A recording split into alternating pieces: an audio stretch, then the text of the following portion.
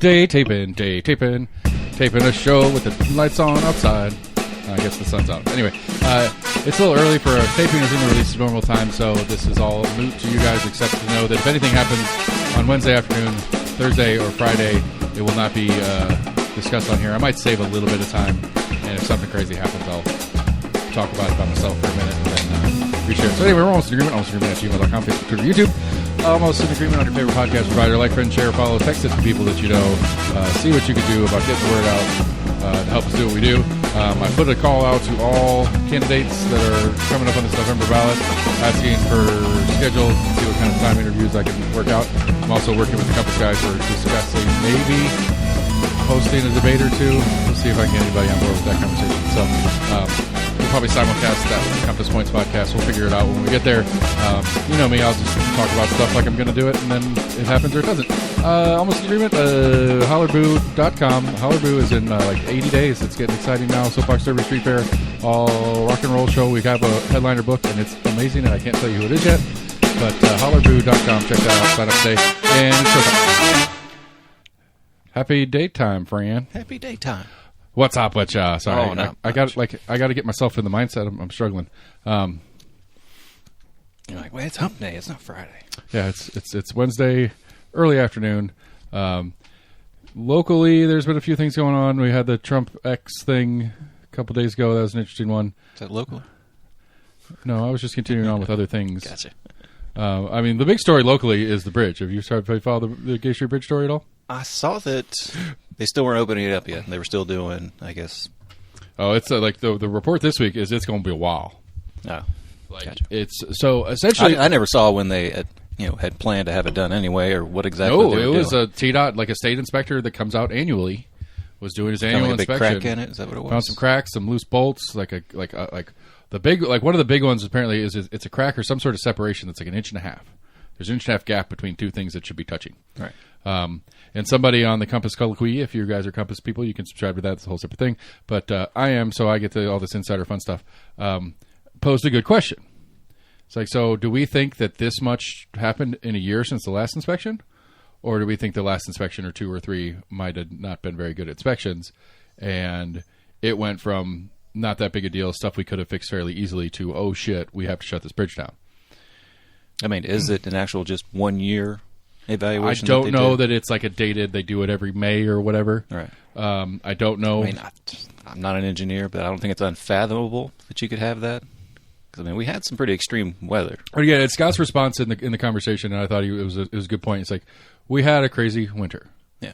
We had a very significant and prolonged cold snap, which is highly unusual around here. Right. I think it was like right after like a warm spell as well. Right. And so it's it's not unreasonable to think that it is naturally occurring wear and tear over the span of a year. Right. But it was an interesting question to pose because, right. I mean, the reason to me it's an interesting question to pose is, I guess, to expound out of topic on why it's interesting to me is it illustrates a general skepticism,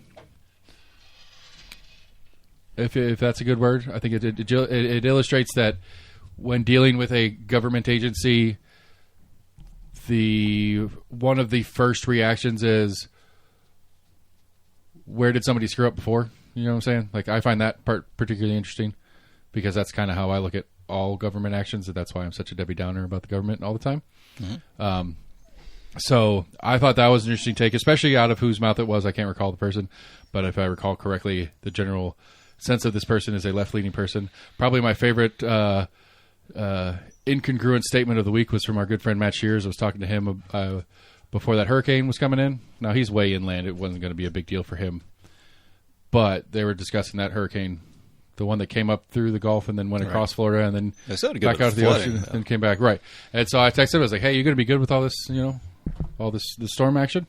The back is going to be good. And he said, he's like, yeah, we're concerned about some water and stuff like that. But what did he say exactly? It was something along the lines of, we've got emergency supplies and stuff like that. And I was like, well, you're the one that trusts the government. Why are you going to worry about it if the government's going to take care of your shit? But I didn't say it that way. I just said, he's like, even for a Democrat, I do some sort of something along the lines of prepping. Like it's kind of a prepping joke that he was making. Like, even though I'm a Democrat, I'll still prep a little bit. Right. And I was like, that's totally incongruent, especially because that's one of the things he used to always say to me. It's like, the difference, like his thing, what he used to joke with me about, he's like, the difference in me and you is that I trust the intent or something of that nature, where you just assume the worst. And it's like, yeah, that's fair. Yeah. But it's like, well, you trust the intent, but if the intent's not good enough, you still number 1A is you take care of yourself. And it's like, okay. FEMA has their limitations. Yeah. So, but that to me is the interesting thing. I mean, I think that was one of the interesting things. I think it's a big deal. I think it's something that, I don't know. There's part of it's like, who cares? Like, Gay Street Bridge is so underuseful. Like, I don't think it in of itself is a particularly useful bridge to cross the river. Okay, so advocate for tearing it down. I mean, okay, let's tear it down then. All right. I don't think we should. I mean, I do. I think it's a valid conversation to have. Is it worth what it's going to cost to fix it? Because I really like. I mean, honestly, like, when's the last time you went on the Gay Street Bridge? At least a couple times this year, but it's not often I go downtown. Right. I don't go that direction much either. But even when I lived down there, and when I lived down on Moody, I would take the Henley Street Bridge, or I would take James White. I never took the Gay Street Bridge to get into town. Yeah. Whether it was to get to campus or when I was working in the old city, like, there was no combination of things that made it make useful sense to me to ever take the Gay Street Bridge, because it just terminates there on the south side of the river, basically. It runs into the Shiner's Cliff. Right, and then it splits off. And then it splits off, which if you go right, you're 200 yards from the Henley Street Bridge. Right. But if you do go left and get down there in Sphere Avenue, it's a decent way to get down there. But still, depending on where you're coming from downtown, James White's an easier way to get to Sphere Avenue and all that stuff, too. Think so? Yeah. I think it's a lot easier. Like, if you were specifically coming from downtown, like, yeah, if I was coming from North Knoxville, if I was taking the interstate in, I'm coming down 75, 275, I would get onto 40 and then take James White across. I wouldn't get off and drive all the way through downtown. Because if I got off and drove all the way through downtown, I would take Henley Street across. Yeah. Like, the only logical place to come from to get there would be, like, I don't even know, like, Market Square. Like, if you literally live in downtown Knoxville, like the actual, like, 5 blocks or whatever that is downtown proper. That's the only thing that I would think. That's the only place. Because even that, you take a left off of Gay Street and you can get onto James White that way and go. Now, from there, it doesn't make as much sense, but it's still convenient. It's still not inconvenient to take James White. I don't know, but it is more of a pedestrian bridge. If people are kind of walking that kind of. Well, no, I don't think there's any much really sidewalks. There's sidewalks when you get over on to both the Shriner sides. side of it. Yeah, I don't know. I don't know about that side. Obviously on the downtown side of the bridge. Right. And then the bridge itself has got sidewalks on both directions. You got like the fort that's right there. No, the Blunt Mansion. Something right there in the corner. Blunt Mansion's right there. And then you have the city county and the old courthouse and the federal courthouse. And then the AJ building. That's all right there. But again, it's just, maybe that's a solution. Maybe if there's some sort of middle ground where we could just we could spend a lot less money and just make it a walking bike bridge only, no cars. If that makes a difference to the repair cost, I think that's a reasonable solution. Because I don't know how much it costs. I'm sure the city or county does it every once in a while. You see like those black wires run across the road where they're doing the count surveys. Let's do a count. See what the traffic is. Certain I'm sure times, somebody days. Right. I'm sure they've done it. I don't know how much that costs to have someone to do it. Yeah, just put that down, let it sit there for a day. I'm sure it has been done in the not so distant past when the bridge was open. I mean, like, honestly, I think one of the big uses is when probably a camera on that spot too. Probably, I think the Pride Parade is the only one that uses it in the parades.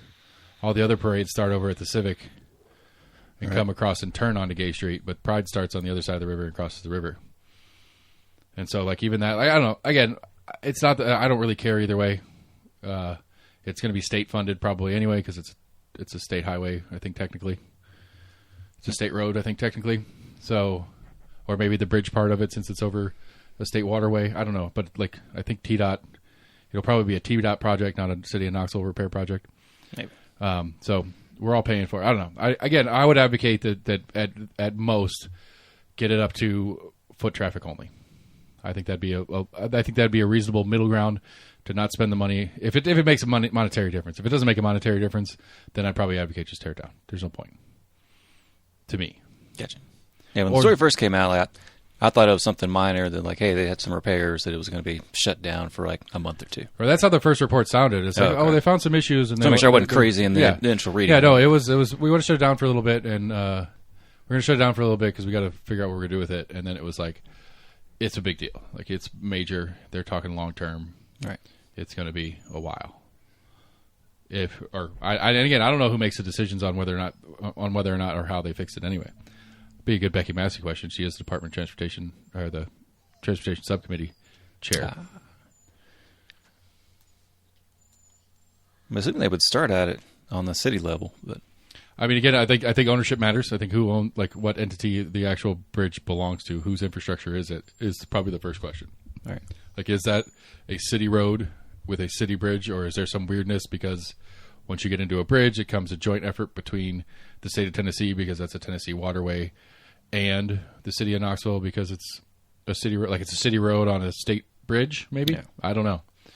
It's a good question, but I just think is it historic at all? Any parts of it?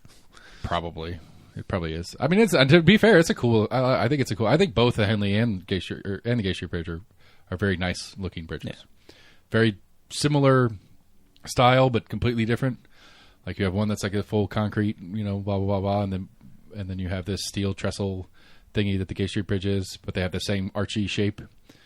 They both have the same kind of arch shape, but in different mediums, for lack of a better word. Yeah, I like that they changed the lights out on Henley Street, but a handful of times, and I don't go down there that often, in the past year or so, there's always at least a handful of lights that are out. Yeah, and I'm like, this would look so nice, but now Henley Street is a state road. That's Chapman Highway. Right. That's State Route, whatever the F. And so that's a different animal, too. And I don't know who gets to control the light fixtures in those things either. But I agree. If you're going to bother with a fun little thing. Well, I'm sure it's on the city to replace the bulbs. But if you're going to bother with it, you better fucking get your shit together and get it done. Right. Like, don't make it look like shit. Christmas time, they'll do Christmas lights. Right, green, Halloween. Right. I don't know if they did anything for Halloween, but I think they usually do. They do red, white, and blue for Independence Day. They certainly do orange and white here in a couple weeks. Yeah.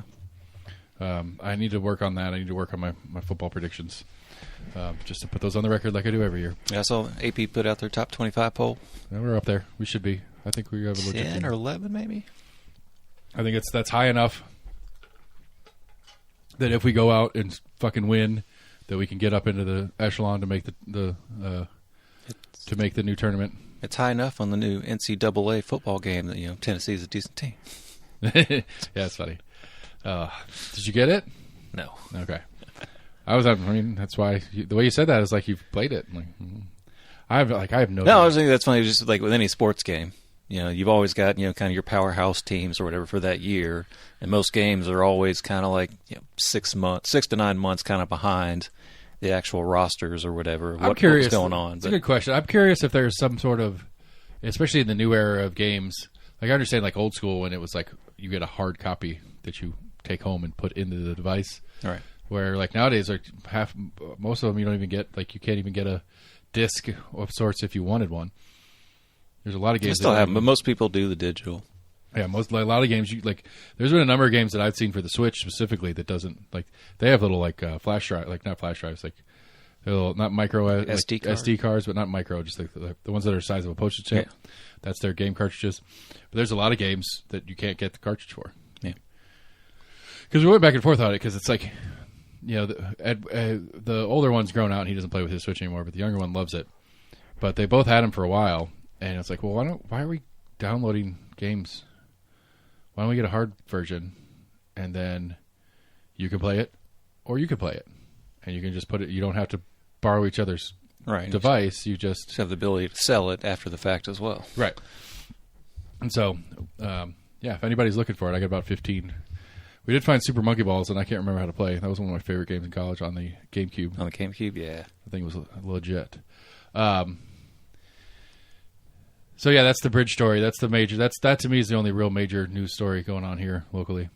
Apparently, there's statewide. There's that representative that's under investigation. There's a death penalty murder trial going on in Oak Ridge right now. Like right now, I saw that, but I'm not sure because usually when those finally go to trial, or something that happened like 1 to 2 years prior. Or something. Yeah, I just saw a thing. I just saw a thing on my news thing popped up, and it said, trial of whatever death, death penalty trial of whoever for torturing and killing a woman.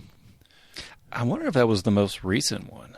Oh, so there was one that happened not long ago about a guy. I think he killed his girlfriend, but the body was found in the bed of a pickup truck at a park in Oak Ridge. That was within the last month or two. I'm not sure if that would have gone to trial that quickly, but this could be preliminary hearings or whatever for it. Yeah, whether or not they can make it a death penalty case or not, probably. Yeah. The other one, the other big one floating around on my news feed is apparently their video emerged of some dental assistants whilst a patient was knocked out. They got into their personal effects and they had a journal and they were reading their journal and laughing with each other while this person was sedated. Apparently, that's a newsworthy story. I mean, I'm mad at them. I'm mad at the news at large anyway. But that was a local story. Yeah, Knoxville dental provider says it fired employees after viral video sparked national outrage. Ooh, way to go, Knoxville, making national media. That's the only time we ever make it is something shitty. Gosh, we did have a number of Olympians. Yeah, did you watch any of the breakdancing? A little bit. I think just when we were here watching it. The Australian one was crazy. The Australian lady one. Have you seen? You don't play on the social webs. The female Australian breaker was awful, incredibly awful. It's okay, you're Australia. Are you into breakdancing? Maybe not. You maybe only 20 people in the whole country that bother doing it, and the best one in your country is awful. You're the best. All right. You're our only hope. But apparently it's much more than that. So one of the things that apparently the Olympics had an issue with is that there is not a international governing body for breakdancing. There's no international group that sets rules and stuff like that and organizes events and whatever. And so each kind of country was kind of left to their own devices to figure out how to do qualifying for the Olympics. And so apparently this lady from Australia who has a PhD in breaking, which I don't know how you get one of those, but she's got one of those. She knows about it, but she doesn't know how to do it apparently. But anyway, what the Olympic Committee ended up doing was in a number of countries they would go to the only dance organization that did exist, which usually was ballroom competitive dancing organizations, and kind of try to partner with them to try to figure out how to do a qualifier. And so a lot of these ballroom organizations reached out to clubs, basically just groups that do breakdancing and stuff like that, to try to put together a thing. And so Australia's leading most expert being this person, because she's the only person probably in Australia that has a PhD in breakdancing, gets roped into it, and then she brings in her club, and her husband, who runs their club, ends up being assigned as one of the judges by the ballroom dancing group because they don't know anybody who knows anything about it, so they're taking anybody who kind of sees it. So her husband qualifies her for it. She was bad. It was real bad. Really? I don't know what's good or bad necessarily in breakdancing, but it was cringe. It was full cringe. It was is this real? Is this a punchline? This is what's his name from? Where's Ashton Kutcher? This punked? Yeah, or what's his name from SNL back in the day? Fucking blanked out on it. Man on the Moon.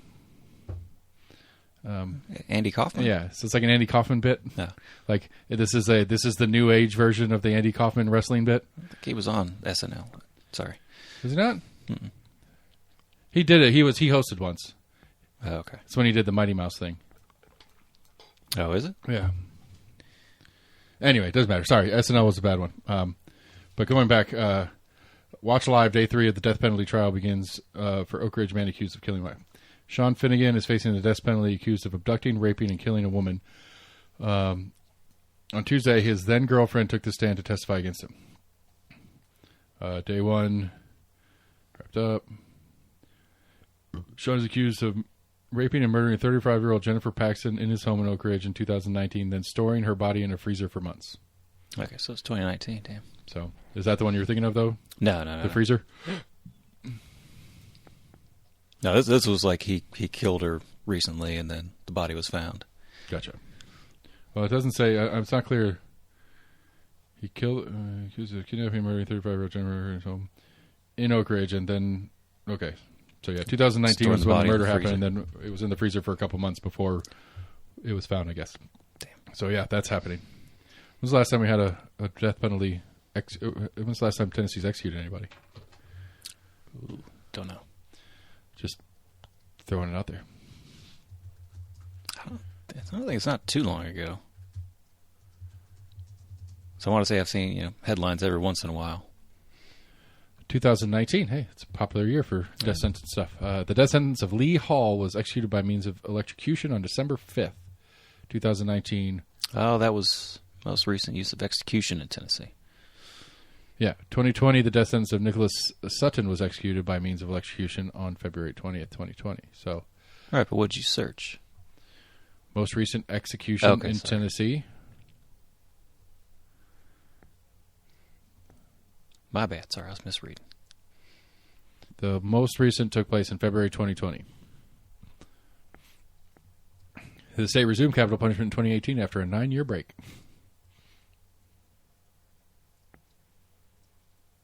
Looks like we have one coming up, at least that's on the docket fairly soon. Oscar Franklin Smith is set to be executed. Have you seen much on, I guess, death penalty in the past year or so? And there's been a shortage of, I guess, lethal injection medications. Is this just like potassium? Isn't it just like distilled bananas? No, it's a 3-drug cocktail. I think potassium chloride? Maybe. I think that's one of them. I think that might be the drug that stops your heart. There's been some of those drugs that have been harder to find for certain states. There's been a couple state line type things that have been done on it. Well, I guess kudos for Tennessee for sticking with the electrocution because we got electricity. We could do that one. It's one of them. Because it was right. Alabama that did the nitrous earlier last year. That brings us into a smooth segue into the Trump's Twitter Spaces with Elon Musk thing. There was very smooth. there was a funny segment on there. It just reminded me of it because we were joking about electricity. There's a segment on there where Musk is talking about how nuclear fallout's not that bad. And it's okay, man. I'm a nuclear power advocate. Don't get me wrong. I think we should have more nuclear power plants. But he's like, he said what? I think what he was trying to get at, if I'm going to be generous with his understanding, is that what he's trying to get at is, the prospect of it happening. We have it. I think what he's trying to get is we have this image of this nuclear fallout turning into this gray wasteland, like McCormick's The Road or something like that for decades, and it's not good, but it's not that bad. It's not that bad. It's not as bad as the Terminator 2. I mean, Chernobyl still has some animals running around in the forest, so I mean, it's not totally desolate. But that's kind of. But that was. I think that again. I'm trying to be generous on what he was trying to say. Right. But what he sounded like, he said, "Yeah, we dropped bombs on Hiroshima and stuff, and it's a great city today. It's 70 years later, bro." And they were also, and you can still detect radiation. And right, and those bombs are a joke compared to the capabilities of what we have now, especially in the weapon side of it. But even with the power plants and stuff like that, it's problematic. I don't say it's without risk, but I'm still a pro nuclear power person. I think we need to. Yeah. I think we need to fold more into our energy infrastructure. I think we need to have more. Lots more. Did read an article on it recently. I don't think it's being done in the U.S., but I want to say France and maybe another country had gotten to try to look at the issue of the waste that's produced, kind of the spent fuel. Okay. To where they're actually been able to, I guess they've designed reactors that are able to reuse some of that fuel. Nice. Because I know we have the little mini ones going in here that TVA is supposed to be testing around here pretty soon. I think they're testing one in Oak Ridge. Yeah, I think they built one in Oak Ridge. I'm excited about that. I think it, because the whole thing is they bury it 60 feet in the ground. No, I didn't know that. Yeah, it'll look like, I think if I remember correctly, somebody please send me some corrections on this one. almostagreement@gmail.com. If I remember correctly, how you have the little substations that are around town, right? It'll be a spot like that will probably have similar stuff on the surface level, but the actual reactor is way down in the ground, and they just have what's needed, like the line running up with the power on it, and the control, like the wires running down to it that have the controls for the controls, and some cooling systems and all that kind of stuff. But at least, as far as I gathered from the way they explained it, is that it's like if there is a catastrophe, A, it's super small, so it can't be that big of a fallout, but B, it's also way down in the ground, so it should be decently contained. It's not ideal, but it should keep it down. Depending on groundwater saturation. Right. Again, like I said, it's not ideal to have it one explode on you or anything, right. But if there was a catastrophic failure of the system, it's not going to blow up and kill half of Knoxville. Yeah, I never heard that part that they wanted to put the smaller reactors or bury them to an extent. Yeah, I think I might have just totally made that up. I don't think so. I feel like I got that from somewhere. It just didn't feel like that would make total sense. But I'm perfectly capable of doing that too. I've done that a time or two in my life. Where there's a push for smaller ones, essentially having more and just smaller. Yeah. And I like that. I think that's great because then you have one. If there is a catastrophic failure, it's a singular one and it's much smaller. Two, if there's a non-catastrophic failure, meaning the system breaks down, but it doesn't, like we don't have nuclear waste spewing out. It's just it quit working for whatever reason. We had some issue with it. We had to take it offline. We don't lose everything. We still have plenty of generation going on. Just we lose 5%, 10%, and not 100% because that's all we have. Because you get some of those big reactors. It's like you don't need another power plant for miles and miles and miles around. But if there's a problem, you have no access to power for miles and miles and miles around. All right. So I think it's a good plan. I think they should do it. I think they should do it at speed. I think that's like if you want to get into things that I'm going to say, the phrase I hate saying is that the government should do that. They should be pushing hard. I think to me they've talked about it for years that the instability of our electric grid throughout the U.S. Yeah, I think to me if you want to fix, I think the easiest way that we could, refire this economy, for lack of a better word, get things rolling better, get people making more money, working more and stuff like that, is get power cheap, get energy cheap, like cheap. And if we can do that in a less environmentally damaging way, in a more efficient way, but cost effective, like if we can get some, I'm not against solar, I'm not against wind, I'm just saying like put them all together. Take the coal and the oil offline and do solar, wind, and nuclear. That's fine with me. But make it so cheap. And that's what a lot of the people that are for that, and I'm for renewable energy as well, but that's what they advocate for. They're not saying, hey, you can rely on just solar. They're like, no, you're not going to be able to rely on just solar. They are not that stupid to say, right? Hey, buy a solar panel and you will be set for life. They're like, no, you're going to need to have other things that augment it as well. The stupid Earth and its rotation. Half the day we're darkness, and my solar panels. But I mean, they have systems now that are computer controlled that you set in where you are geographically, right? And it automatically adjusts to get the optimal. Yeah. And but again, I think number 1A with solar and wind is storage. Right. The issue with those is storage more than production. It can produce. I've heard more of like sodium batteries that are growing a little bit. Yeah, either one. That's the problem. battery storage. That's the thing. Yeah, essentially, battery storage. Battery storage itself is super batteries are super non-environmental friendly, period. Right.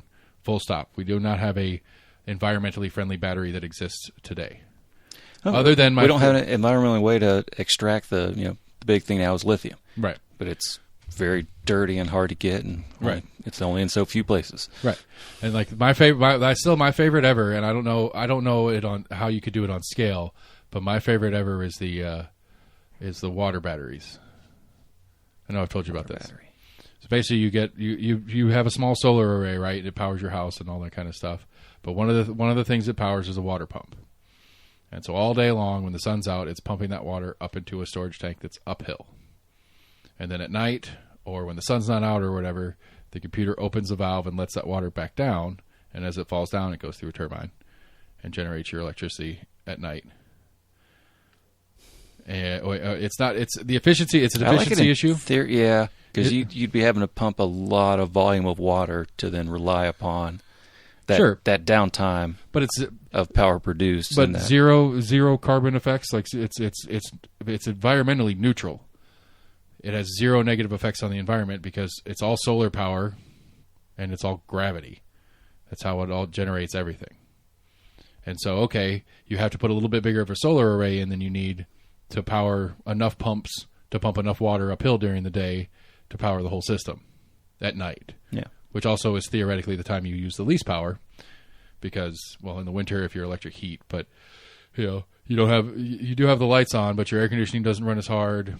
You usually sleep through the majority of the nighttime, so fewer things are taking power at that point. But anyway, I think it's a super logical system, but it can only work, as far as I could tell, it could only functionally work in like a house by house. Like it'd have to be maybe not even a house being the right word, but like a homestead. Like you're out in the country somewhere, you have a couple of acres that you can clear out and just put a solar field in there. And that solar field, but instead of running all that to batteries to run your house, you run that into the water pumps. Yeah, that's the idea. It's also almost kind of like thermal batteries, and I think I've seen that on like electrical, I guess, producers. Where there's something you can put on like a wood stove that is able to take some of that heat energy, where you can actually like charge your phone off of just the heat that's produced off your wood stove. The other one, but I saw something that had to do with taking, kind of like what you were saying with the heat of the sun, was super. I don't want to say it was superheating, like super salted, like water. It's like a high temperature, and holding that heat in with like volcanic rocks that are able to withstand super high heat, and essentially, I guess, like superheating those and kind of storing that stored heat energy. Right, and then converting it as needed later. Yeah, yeah. Like the craziest couple of like renewables that I've seen are the mirror field ones. Have you seen those in the desert? Yeah, that's that same concept where it's. I'm right. pretty sure it's like superheating and like a super salty liquid. Right, because all the mirrors like deflect the sun to a single point on a tower. Yeah, and they're heating whatever in there, which might be what you're talking about. And then the wave ones, those are neat too. Have you seen those? Yeah, I saw something on like Tidal that was it was between like some islands off the UK and like northern UK, like the North Sea.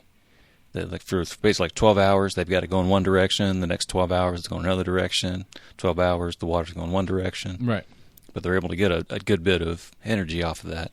But then the kind of hindrance of it of transferring that produced power locally. Right. To get it out anywhere. Right. And maintenance has got to be a bitch.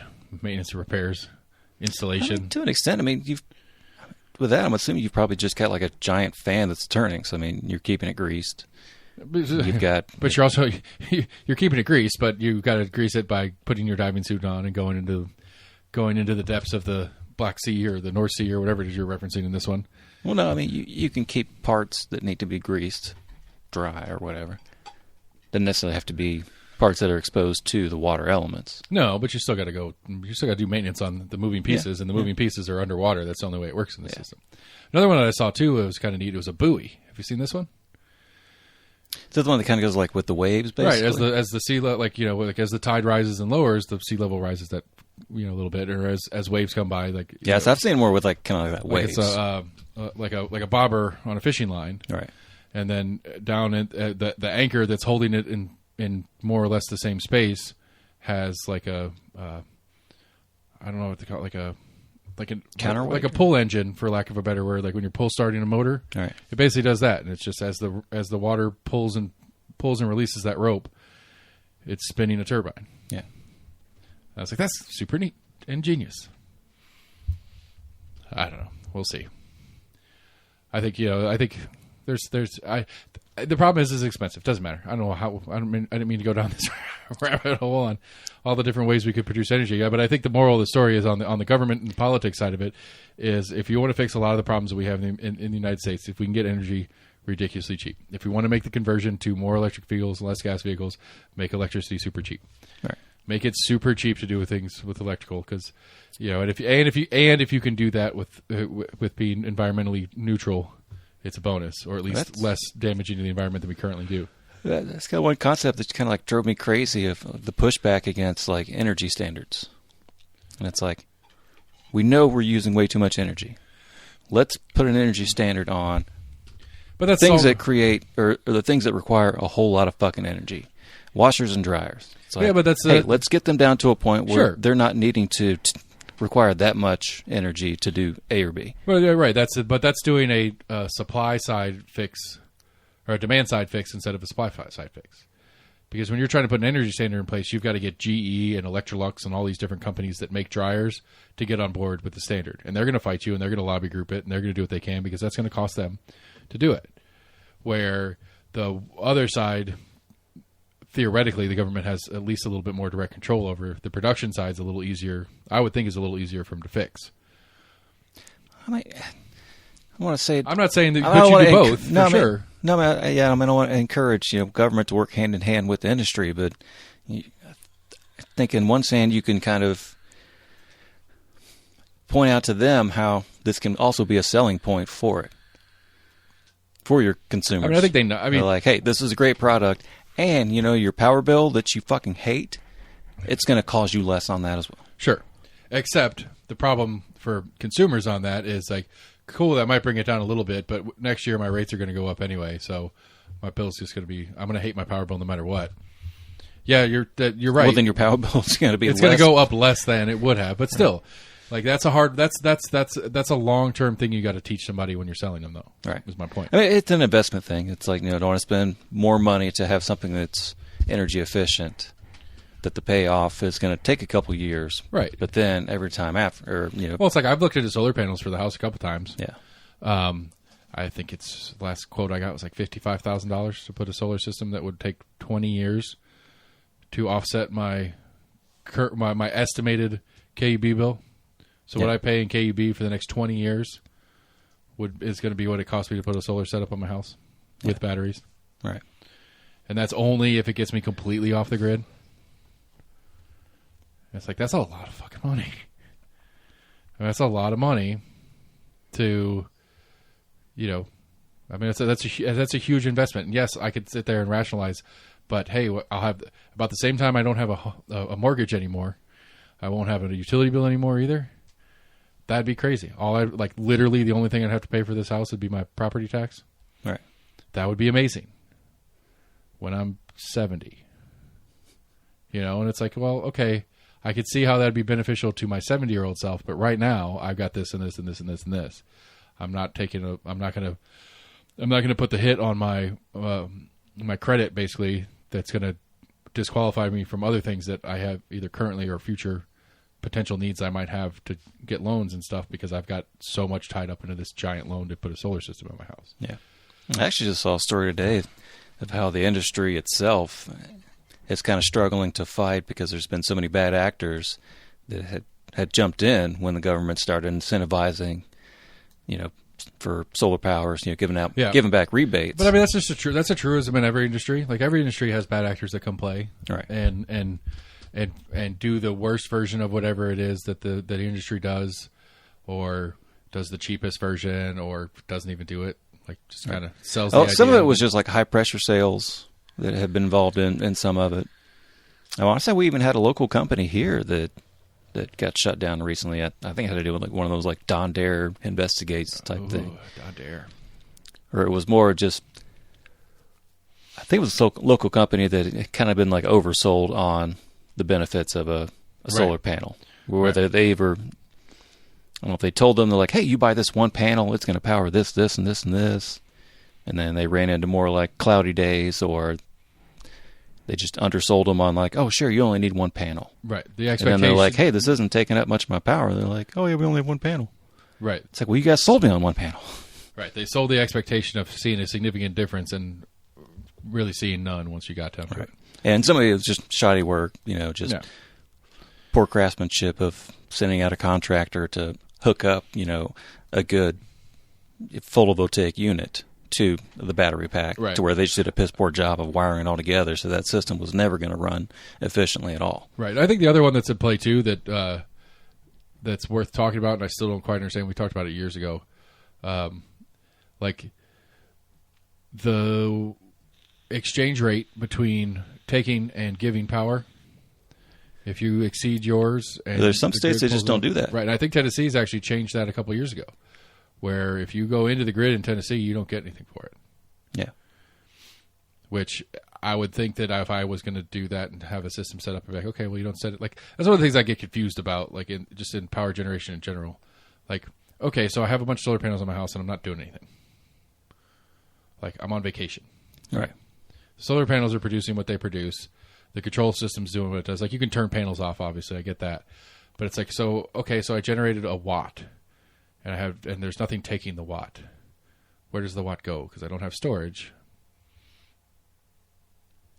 Well, I don't think you would ever have any kind of like solar unit without having some kind of storage as well. You're never going to have that without some kind of storage. You're never going to have a direct, just sunlight coming in, power going to your internal power grid, basically. I think you do. I think that's how they set up. That's how it works. Because I think that's how the power grid works at scale. There's so much loss and stuff in the system over the traveling across distances or whatever. But like, I had a buddy that I guess he still probably does work for TVA. I don't know. I haven't talked to him in a while. But like, he was a TVA operator. He just sits in an office with a control panel, and they've got their schedule for what to expect, and they just turn on and off generators all day. But no, because what you have coming in is DC power, so you've got to then convert it to AC. No, I've looked a little bit. What comes in is AC.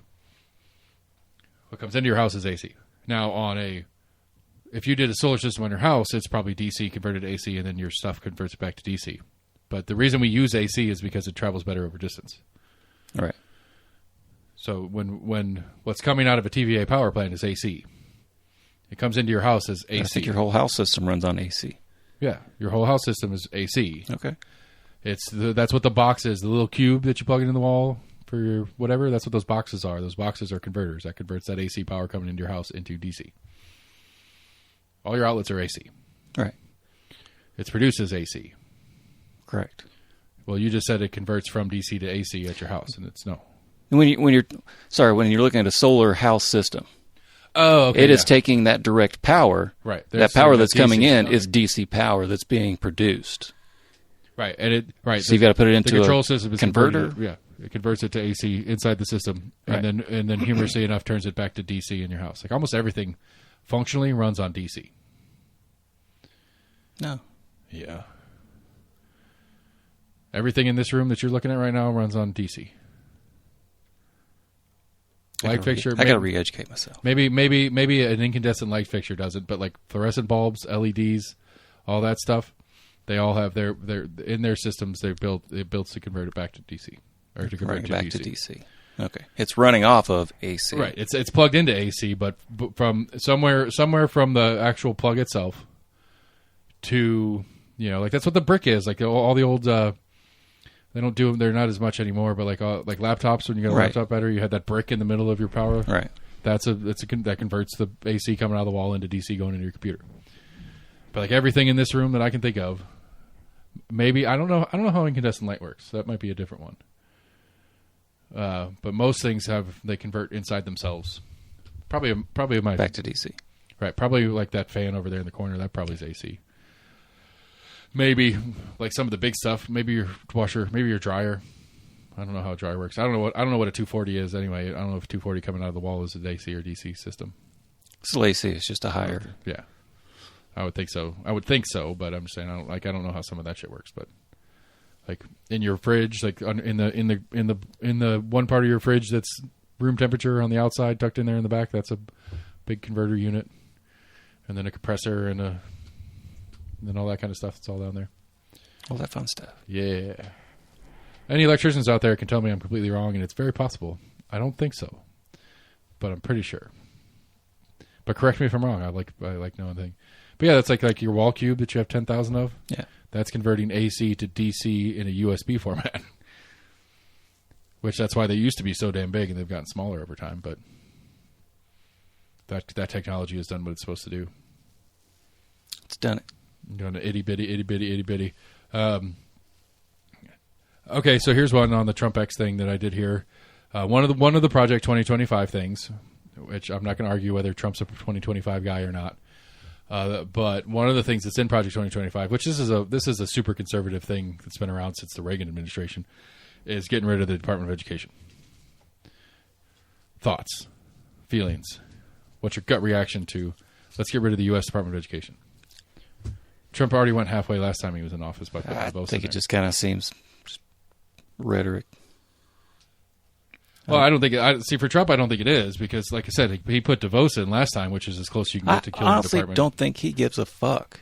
So that's why I think it's just rhetoric. I don't think he honestly gives a shit. I mean, okay, I agree with that, but okay, let's take the Trump part out of it. The idea of abolishing the Department of Education federally. Right. What do you think of that? I think it would be a poor move. Why do you think that? Because I think we do need to have some kind of federal oversight over the broad education that we put out throughout our nation. But all right, so on a technical question, is it in the Constitution? No. Okay, so then it shouldn't be a federal job. In my opinion, as my constitutionalist as I am, I don't think just on a functional level, like it's not the job of the federal government to educate our kids, per the Constitution. Yes, sure. Okay, that's part A for me. I don't think it's like okay. So the assumption, the inference in that is like Alabama, who sucks at educating kids, with the federal Department of Education, will suck worse than they already do at educating kids. Like the assumption and the need for a federal Department of Education, one runs into that thing that I argue about all the time just inside the state of Tennessee. Is there value in saying that some kid that graduated from a Mississippi high school? I mean, I would say that it's at least inferred if you graduate from some rural Mississippi high school versus a, I don't know, Rutherford County, Nashville suburb public high school that's well funded or not well funded, but at least seen as a well funded and up and up community, whatever you want to fucking call it. I would say there's a perceived difference in those two if you're a hiring manager or something like that, or on a college admissions essay. Doubt it. You don't think so? So you think that as okay? I'm trying to think of how to word this question that doesn't lead into a bunch of other fucking bullshit. Like, okay, so an admissions administrator, or whatever you call a person that's going over it. I guess that wouldn't really necessarily be the administrator. But so they've got two students from two totally different states applying for a college that's in a totally different state. You honestly think they're going to look at two public high schools that those two different applicants went to, and they're going to go down the rabbit hole and figure out if it's a rural high school or if it's a more urban high school? That you think they're really going to try to weigh I think, county in which that high school was in? No. I think, but more generically, do you don't think there would be some inference made by which state it came out of? No, I do. I think there would be an assumption. Maybe Tennessee is not a good example. Maybe like a Mississippi and an Ohio. Like if you're, let's say, like let's go with like UNLV or something random like that. Something way off in the other part on of the any country. kind of like broad, any kind of like just totally uninformed. Maybe. Like, all you've heard is just random news of education. So you're saying they will go down the rabbit hole to learn more specifically? No, about I'm saying that those people that are going through it, I would hope, are not that fucking stupid to then. I mean, I hope a lot of things, man. Imply. I hope stuff all the time, and every time I do, I go. Right. I mean, I would like to think that those aren't okay. Those aren't the people that are going through college applications. So, for the sake of conversation, let's say you're right. Now, is the fact that a Ohio and a Mississippi school are treated equally by an administration's officer or an admittance officer at a UNLV or something like that, is that a result of something the Department of Education federally has done? Say again. So let's we're assuming that your hope is true, and that this administrator that's looking at these applications sees they graduated with a 3.8 from a U.S. high school, right? And those U.S. high schools happen to be in different states. Is the fact that is seen as an equal to this third-party person a result of something the U.S. Department of Education has done? Is it a policy that the U.S. Department of Education has put in place to do so? Stupid question that's going to get you pissed. I think you could assume to a high degree of certainty that yes.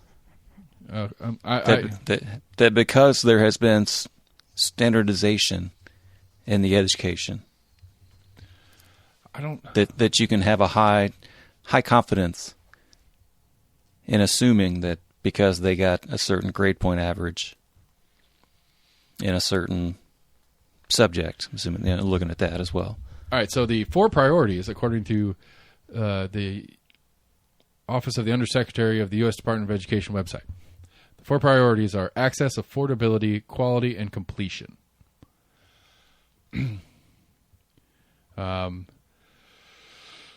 Office of the Undersecretary, in partnership with the Office of the Post-Secondary Education, Vocational Adult Education, Federal Student Aid, and White House incentives are working on 4 strategic priorities: access, affordability, quality, and completion. At the federal level, we believe that improving post-secondary access increases affordability, enhancing quality, and accelerating college completion.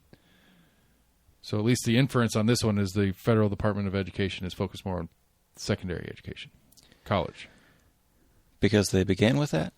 Is that your inference? I mean, the 4 priorities of the office are... Access, affordability, equality, and completion. The quote, at the federal level, we believe that improving post-secondary access. So post-secondary is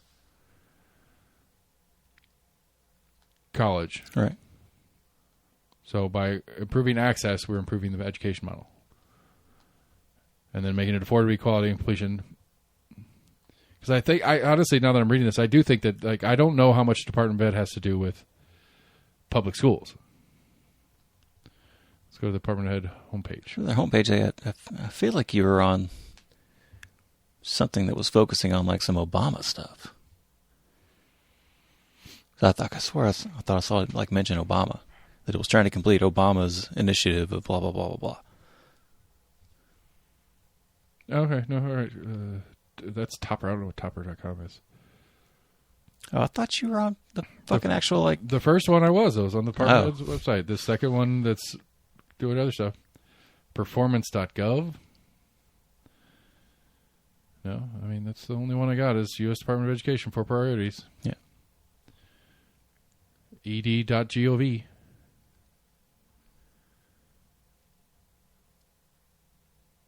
I just didn't know if it was like an old post of what they'd put out 10 years ago from Obama. I'd be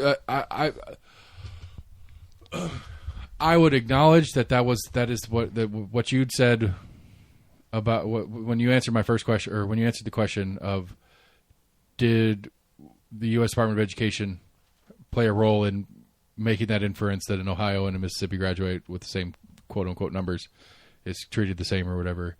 The assumption is that because the U.S. Department of Education has some sort of federal standard across all high schools. Yeah. I don't know if I believe that. Like, I don't know if that's true. It certainly doesn't imply it in this statement, but I think there's more research that I need to do to actually clearly see what the Department of Education does. And I don't even know if that's functionally possible. And then my question, just like I complained about it here in the state of Tennessee, now for this particular subset of people, being our UNLV admittance officer that we were discussing, that could be a value to this person. But is that a value overall? That it's the same thing. Is there a net value to the community at large? So in this case being the United States at large, is there a net value that a 3.8 in Washington State and a 3.8 in Knoxville, Tennessee mean the same thing if you graduate from high school? It's a really weird question. Is it a net value? To the population of the United States as a whole. Right. That 2 people came out of 2 different high schools at 3.8 GPA. Yeah.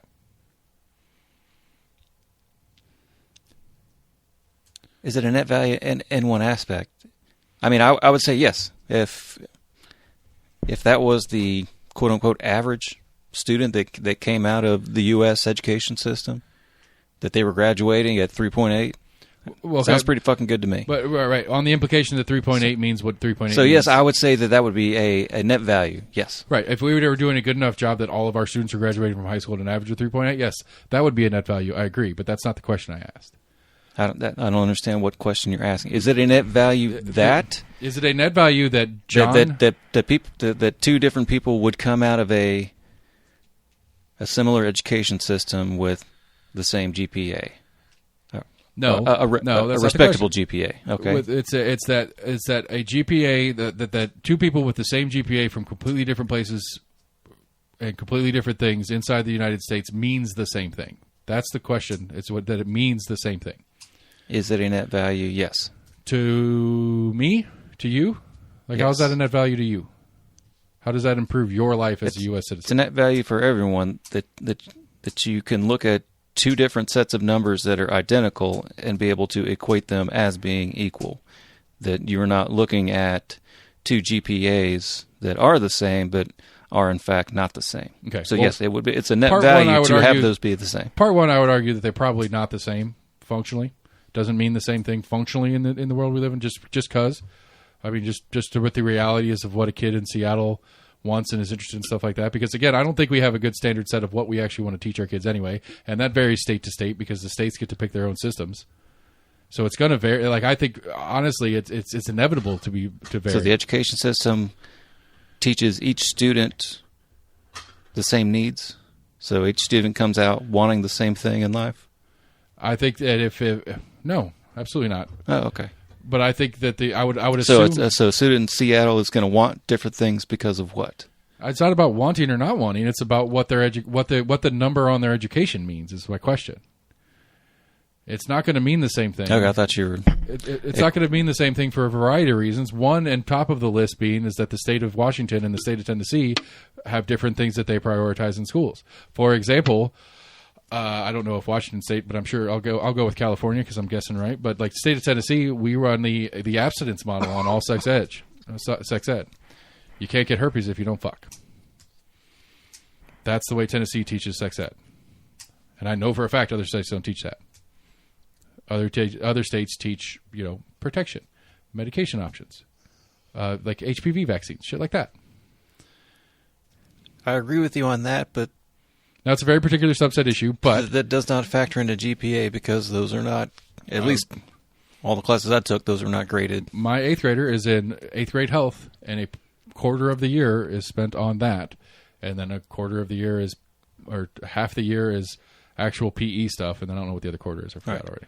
That's what we did in high school. A portion of the grades. It was like half health, half Right. PE, basically. A portion of his grade in this one class is going to come on the specific health aspect, which inside the specific health aspect, because some of that's going to be, general wellness, nutrition. right, nutrition and exercise education and stuff like that, as well as there's a segment, which I'm going to get the dates if I want to withhold him from the class.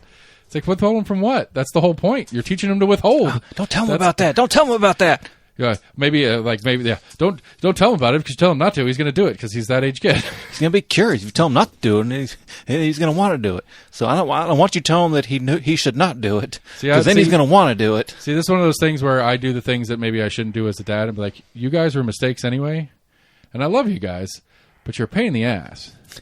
So don't make the mistake I make and have another generation, at least before you're ready for it. Sure. That might work. I mean, that's part of that. I've had multi-pronged approach conversations with him all sorts of different ways about don't stick your dick in there or you're going to hurt yourself or somebody else. Yeah. Lots of conversations about it. Lots and lots and lots of conversations about it. Anytime the topic comes close, I barrel it, and I'm the cringy dad in the wrong way. I'm not the one that's like, oh, I don't want to talk about this with you. It's I'll talk to you about it. Let's go. And they're like, no, I don't want to talk about it. They're like, no, we're talking about it. It's like, well, I'm taking the opportunity because it's in the air right now. We're going to feel weird. We're both going to be uncomfortable. But let's get this out of the way and hear what I got to say, and we'll move on. Yeah. And usually it goes decently well. We'll see. I might be a grandfather in like 3 more years, and then I'll be a complete failure as a sex ed teacher. My point being is that the state of Tennessee has pretty wide latitude on what they're allowed to teach, how they're allowed to focus, what the things they're allowed to teach, the things that they're allowed to require and not require. So how much latitude do you think they have? Well, the question, I think the question you need to be asking is how much control does the Department of Ed federally have over that? And I think it's very little. I think I think one of the big things the Department of Ed, at least on the website thing, is it's secondary education. And I don't know. College is a different animal to me, and I think that's one of those things that we make a mistake in conversation in equating the two, that they're the same machine. And maybe that's my fault in bringing this conversation up in the first place. Maybe the U.S. Department of Ed does need to exist to keep, especially some of these state schools in check from being crazy, like UT expanding everywhere, and maybe keeping some of these private schools in check, like Trump University, and making sure that they have some fucking standard before they're allowed to call themselves a school. Maybe it does need to exist for that, and that's my fault for bringing it up because I think this goes into the broad category of things that we leap to an assumption on what it actually is and what it actually does. and what it actually has oversight on. I think the whole like ITT Tech or Trump University or whatever. I don't think that was anything against the Department of Education. I don't know. I think it ended up being like it was a fraud commerce thing. Yeah, essentially just fraud. Yeah. Well, because they were selling on the promise of, and right. Well, because there's certain accreditations that you can get as a university, and there's certain organizations that give those accreditations out, and those accreditations may or may not have to do with some sort of legal federal governmental body. It could be just something that's accredited, basically, right. That's accepted. Right.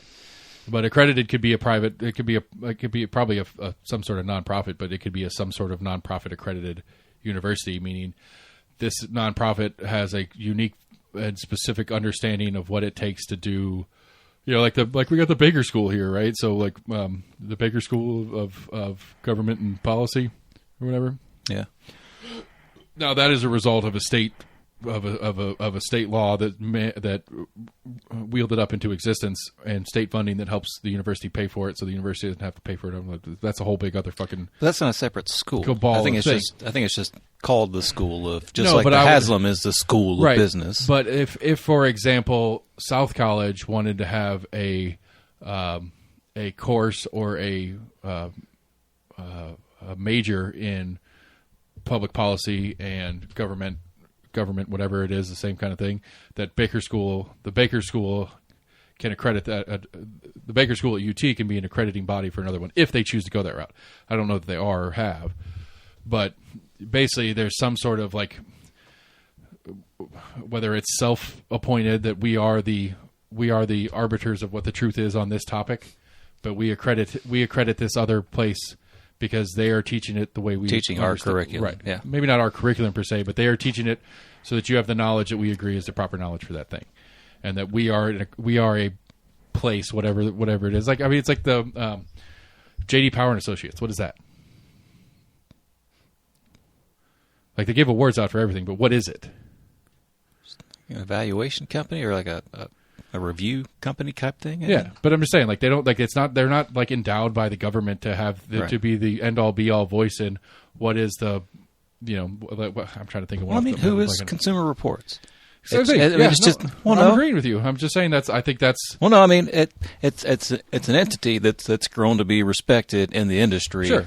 And I love those things. I think they're fantastic. I'm not pushing against those at all. Or sort of like I think I'm just illustrating that we have. I'm not quite sure. I mean, yeah, it's something that was kind of put out there that I think for years nobody really questioned. They're like, oh my god, J.D. Power and Associates approved pickup truck. I got to go buy it. That was a Max thing. Max and a buddy of his used to talk about trying to spin up their own version of it, where they just go out and basically, essentially in this day and age, you could do it. You could just do it. Like you and I could do it. We could make it part of the podcast. Every episode, we review a product, and then once a year, we put out our best of the year. Like we could pick a subset of we could. I mean, yeah, it's the same thing as like J.D. Power is the same exact thing as the Teamsters Union. What do they call it in politics? I'm just blanking out on the fucking word. Not vouch for, but like we choose this candidate. We're backing this specific candidate. When they publicly say that, there's a word for that. Endorse. Yeah, we endorse this candidate. What is the Teamsters endorsement of Kamala Harris mean? Nothing. It just means that an organization that we all know they haven't. And if they haven't endorsed any candidate, I know. But I'm just saying, if they were to do that, what that functionally says to me and you, it's like, well, if you think your values align with people who are members of the Teamsters, then it's like a stamp of approval, just like J.D. Power or anything else. That's all it is, right? And again, I think that's a common thing that exists in a lot of different places, in a lot of different aspects, and it doesn't have to be governmentally controlled. And I think to get back to the kind of point we're getting to is that I don't know how that works in colleges per se across the board, but it doesn't, like, if the U.S. Department of Education is the one that says, okay, well, University of Tennessee is has an accredited school of nursing per the U.S. Department of Education, okay, but is that the best possible accrediting organization for that? Maybe, I don't know, some national. I don't think that's what they hang their hats on. Usually they say they're accredited by the American Academy of Pediatrics and the American Academy of.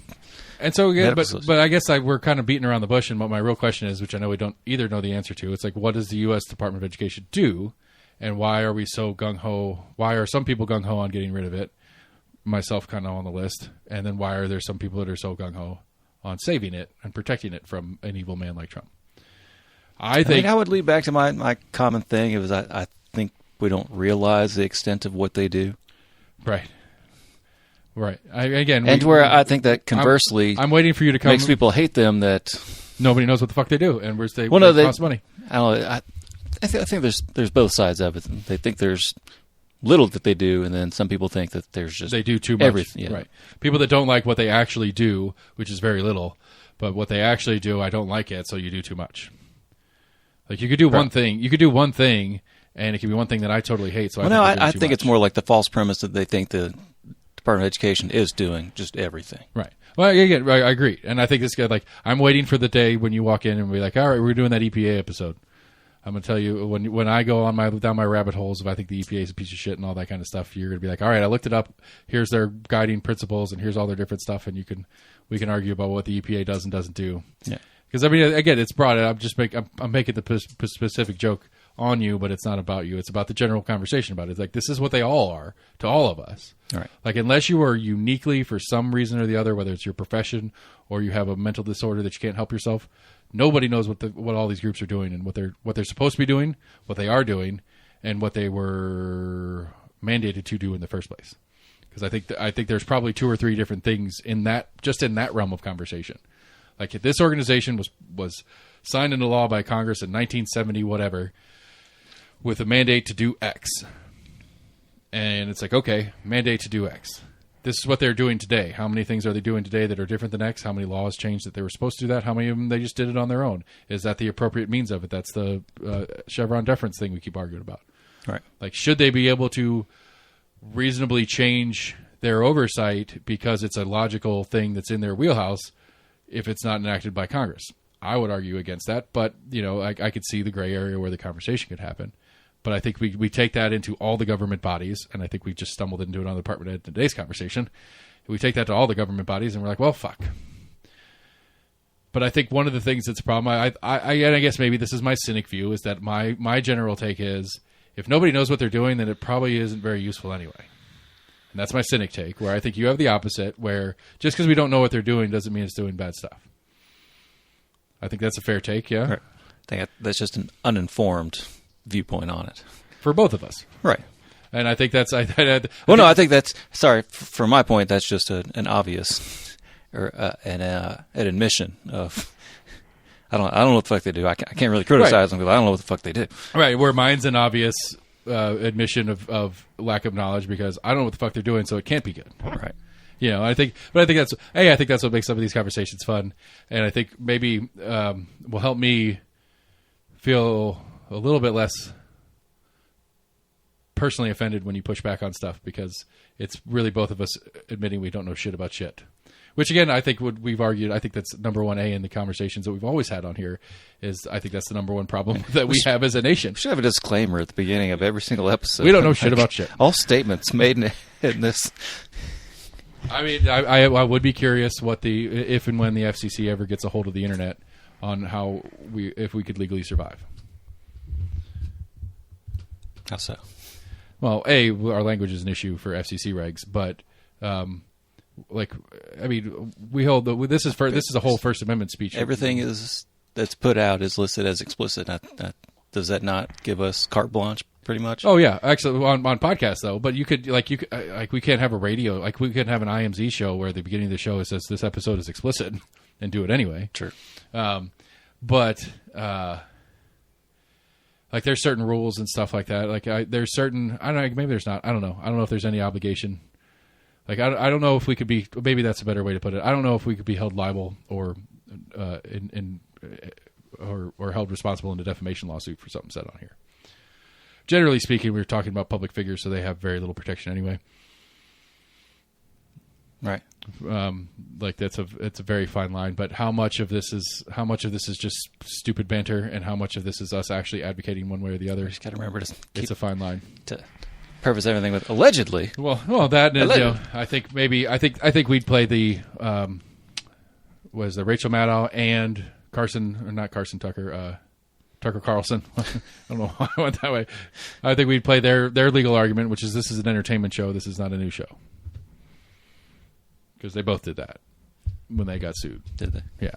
What Rachel Maddow sued for? I don't remember, but it was the same thing. I think it might have been Trump suing her, or the Trump team suing her, or something like that. I don't remember who it was, but I never heard about that. I'm pretty sure it was Rachel Maddow. It was one of those CNBC anchor ladies. I thought the Tucker thing was funny. Essentially, kind of reading some of his like defense attorney's briefs. Well, that's that. A, that's the job as an attorney. You figure out whatever you have to do to get your client off. But B, it's a fine. Like, there's a fine line here, and I don't know. Does it make you a news show because you tell a news story? What is the news anyway? Technically speaking, like, my dog shit in the backyard like you're supposed to today. That's the news, folks. Like from Tucker's news point, I mean, he's always been a kind of news person. So I don't know how. See, I think that's something that I think that's a no. It was just an opinion head. I think that's a misnomer that we have fallen into since the cable news outbreak of the 90s. I think that is I think when we went to the cable news format, when you had to cover 24 hours, the editorial section exploded on television news. Like, news to me anymore, because even WBR sucks at it. News to me anymore is what the AP is the closest one that still does it, where it's like, here are the facts. Period. That's it. There's no interpretation, no dissection, no deeper conversation about what's going on, and maybe not even relevant context. It's just, this thing happened at this place at this time. These were the people involved. That's the news. Anything past that gets to be editorialized in some way, shape, or form, no matter how you do it. I think it'd be really hard to try to get like pure news format to go any depth on stuff, because like people that I consider news sources and stuff like that, a lot of what they're doing is like, well, the Trump campaign did this, the Harris campaign did this, and this is what that means. Well, the Trump campaign nor the Harris campaign said that that's what it means. This is they're interpreting what on with the history and education that they have, because they've been doing it for a long time. When a campaign does this thing, that means this. All right. I think with Tucker, I think they tried to kind of lobby a lot of attacks, or similar attacks against like the Daily Show and kind of shows like that. They're like, that's where people are getting their news. Tucker Carlson was a much bigger entity. I mean, to be fair, and I think a lot of people were kind of getting their news and facts from it. One, I think size is irrelevant to the conversation, legally speaking. That's Trump. Okay, Trump, size is irrelevant to what it means to make news or to be a news organization or not. I think size is irrelevant. Two, I think Jon Stewart's argument. I can't remember who he was on with. He did a couple times with. He's like, we're a comedy show. We're not the news. And the interviewer that's with him, who was a real news person, whatever you want to call it, is like, yeah, but a lot of people get their news from you. Bill O'Reilly. Yeah, and it's like, and like I think I don't disagree with Jon Stewart. The intent of what they were doing it was to do comedy and make fun of. They made it pretty obvious that they were that. Not a news show. Like, yes, they were reporting on just kind of the absurdity of some of the news, but but I guess where I'm pushing at that is that the implication that people are getting their news from you makes you a news source.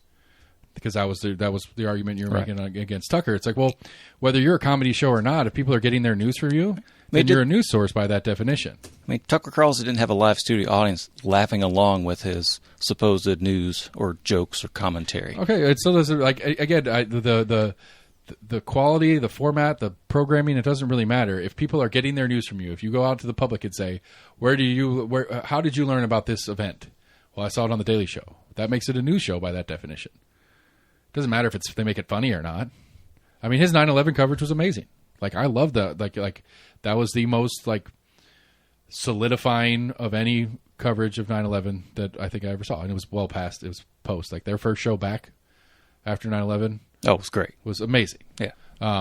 He was like, and I'm sorry, I didn't. Everybody was like, they didn't want us to do this. He's like, but I still remember it. I can almost like picture it. It was fucking awesome. He's like, your moment of zen was puppies, and it was beautiful, and I cried a little bit. It was an amazing show. And so again, like, I just like, I'm not trying to.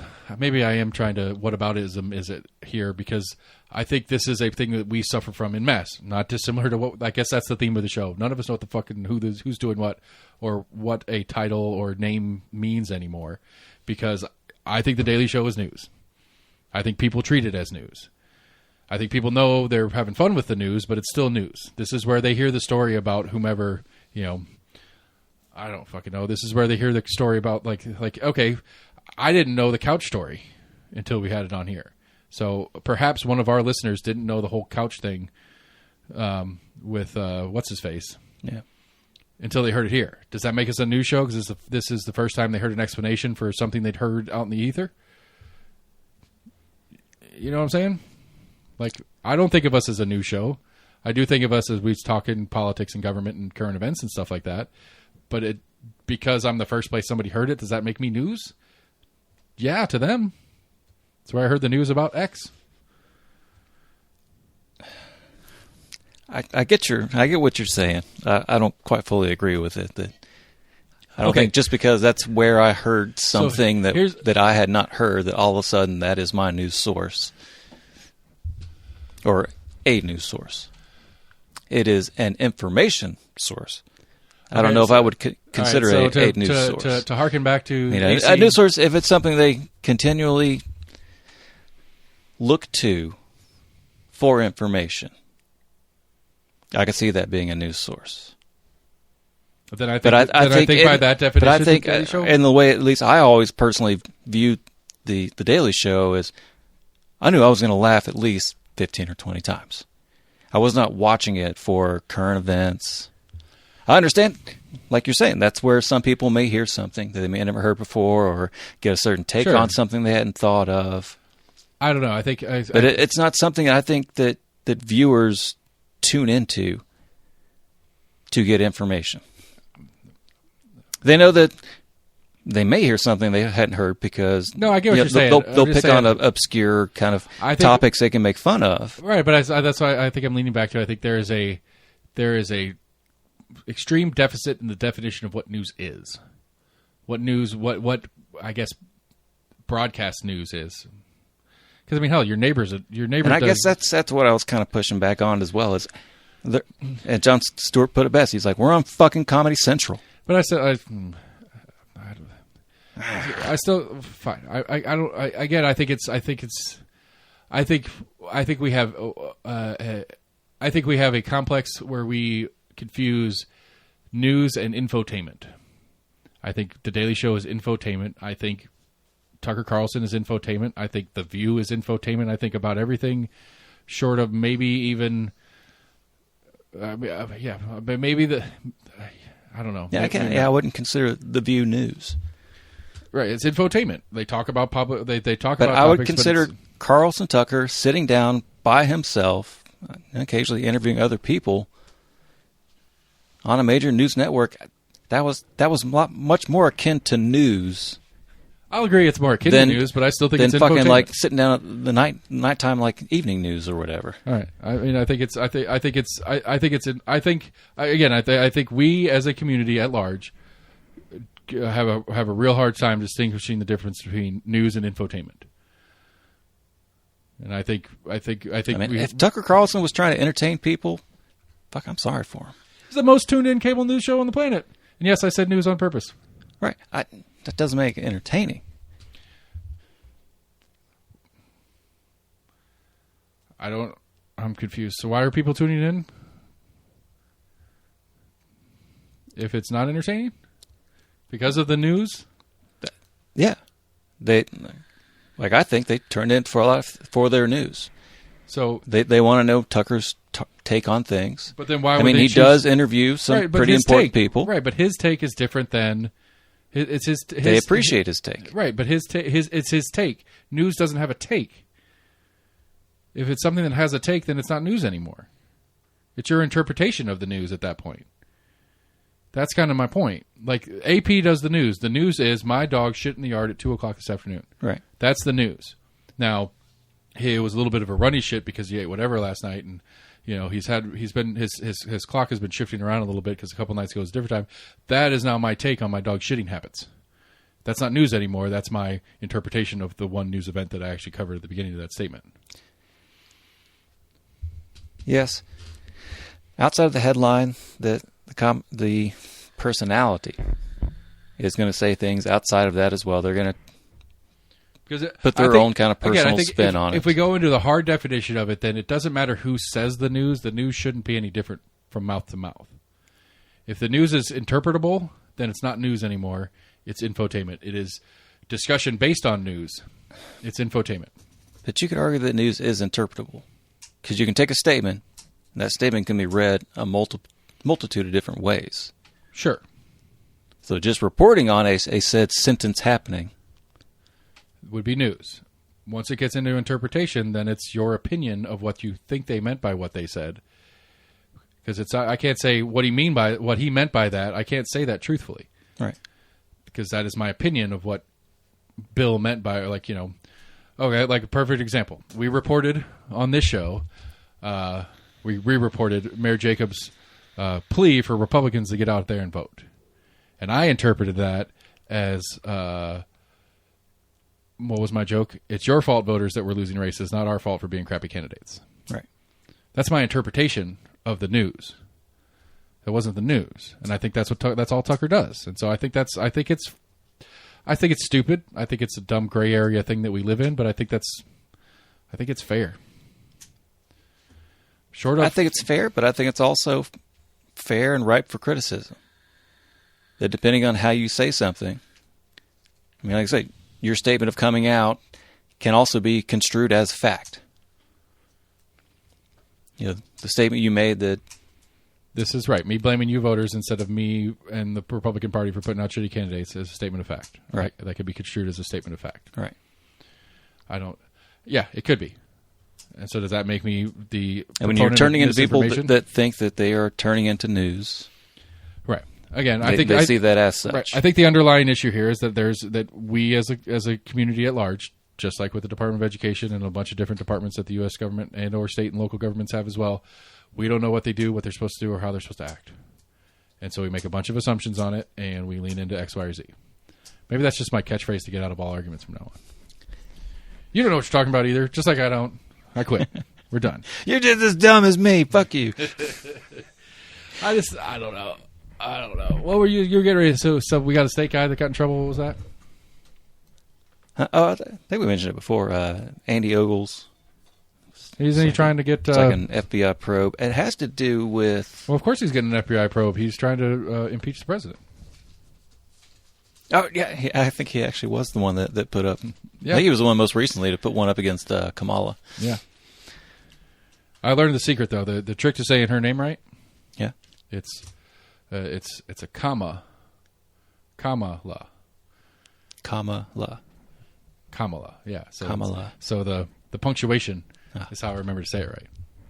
I did see an interesting Not story Kamala. that there's a debate with the, I guess, like the grammar police of the Harrises versus Harris, of the S apostrophe or S apostrophe S. Yeah, I didn't read it. I just saw the headline. I suck at read grammar, the story. so, yeah. I would think it's going to depend on if you're actually talking about, their right. possession or their campaign or whatever. Right, because if it's plural, right? If you're using Harris as the plural, then you would have to add the apostrophe S for plural possessive. Yeah. Where if it's singular, Kamala Harris campaign, right? Because if it's singular, you'd have the apostrophe after the S. If it's for the family, the Harris's dog. If they have a dog, I don't know if they do or not. Then it would be S apostrophe S. That would be my guess. Is because the point of punctuation and suffixes. I was trying to think back to previous candidates that had like a last name that ended in the letter S. Oh, the Bush. It doesn't end with H. Right, but it still ends with the S sound, which implies a bunch of the parts and pieces that go into the grammar of this. Because for spelling's sake, if it's George and Laura Bush is house, yeah. It would be BUSH apostrophe S. Right. Or would it be ES? Would it be ES for bushes? No, it'd be no. Bush. So it'd be Bush apostrophe S. Yeah, you would never add letters. Where if it was George, no, it's still apostrophe S. Okay, never mind. You're right. It doesn't work. I don't know. Yeah. Was there another S president? Is there another? That's also. I was saying that presidents or candidates that they would have been reporting upon, so and so's campaign. I suck at or grammar, whatever. but I will say, for the record, in my I don't know any better opinion on it. If I recall correctly, is if it's plural Harris, so it's the Harris families something, it would be S apostrophe S. I'm sorry, if it's plural possessive, so if it's the Harris's family dog, it would be Harris's S apostrophe S. Well, I think even singular, like if it was singular, her dog, it would still be a S apostrophe. Yeah, just apostrophe at the end of her name. Right. It would just be the apostrophe without the extra syllable of S. Right. So if it's just if it's Kamala If it- Harris' if dog, family, like her and her husband's dog. right? Because it's whether or not the word Harris is plural, Yeah. naturally or not, and it's naturally sounds plural even though it's not necessarily plural. If you're going to make it plural and possessive, you have to add the extra thing at the end. If it's just possessive or just plural, you leave it the way it is. I think. No idea. No idea. But Jennifer Owens, I'm looking at you. Knox County Schools taught me how to do grammar, everybody, with a little bit of Wisconsin schools, as well as some Florida schools, actually. And actually, okay, go back. That just reminded me of a point. Going back to the Department of Education thing. Yeah. Like, if we had a unified school system, like oversight, I would think one of the things they would do is scheduling, because it's a real shit show if you live in different places and you need to kind of line schedules up across state lines as a student. It's a real shit show with daily scheduling, because when I left Wisconsin, it was a 7-class period day for high school. When I got down here, it was 4. you're arguing for that more just statewide? I'm not arguing for anything here. I'm just illustrating the point. If we had a unified, overarching federal department that oversaw our education system, you would think some of the simple things that they would do. I don't think they would ever federally mandate times. Why not? That would be like, okay, but then what would the point be? Like, the point is to have some sort of unification in it so that citizens of the United States can travel from state to state and get an education and not have to lose a bunch because you change school systems. Like, you can't even do that in the state of Tennessee. We have school systems that have different timings and rules and stuff like that, and it's a headache to change schools. It definitely can be. I'm just saying. I would think that would be something logical that we would say. You know what? We need an oversight. I mean, I think body. that's also why we try to keep things on a somewhat equal scale. But as far as like timing, you're never going to be able to get around that. No, because you're going to have like random school systems that start right, 2 and you have weeks. certain states that have different holidays that they consider major holidays that other states don't. Like, I'm sure there's different stuff in Louisiana for Mardi Gras that we don't have here. Like, they probably have Fat Tuesday off because nobody's capable of driving or whatever it is. Just for the general health and safety, we take the day off so nobody's on the roads. I think it's a smart move. I think we should do that on Patty's Day too. The day after Patty's Day should be a holiday. I think Monday after the Super Bowl should be a holiday. Jesus.